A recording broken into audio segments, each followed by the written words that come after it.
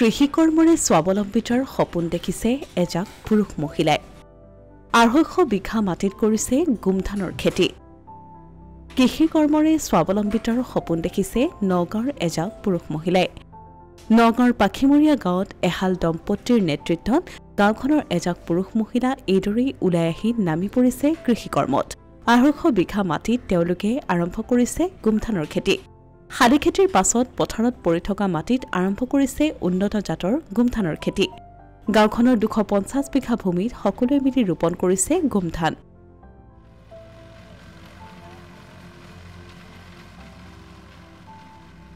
সকলো এতিয়া ব্যস্ত কৃষি কৰ্মত এই গোমধানৰ খেতিৰ জৰিয়তে দম্পতীহালৰ লগতে গাঁওখনৰ পুৰুষ মহিলাসকল স্বাৱলম্বিতা হোৱাৰ আশা কৰিছে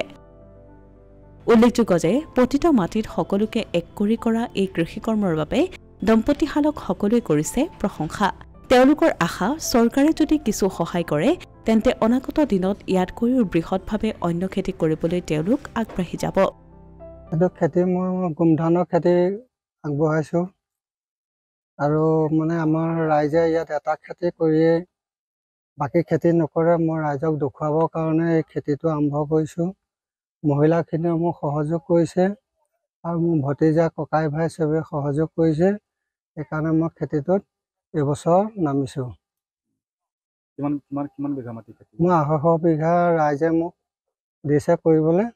মই মানে সেইমতে ৰাইজক খেতিটো কৰি দেখুৱাম এইবাৰ মানে গোমধান খেতিটোত মানে উৎপাদন বেছি বুলি আমি গম পাইছো মানে সেইকাৰণে গোমধান খেতিটোত আগবাঢ়িছো পিছৰ পৰ্যায়ত আমি কি পাওঁ লাহে লাহে গম পাই গৈ থাকিম অসমীয়া প্ৰতিদিন ডিজিটেল সংবাদ নগাঁও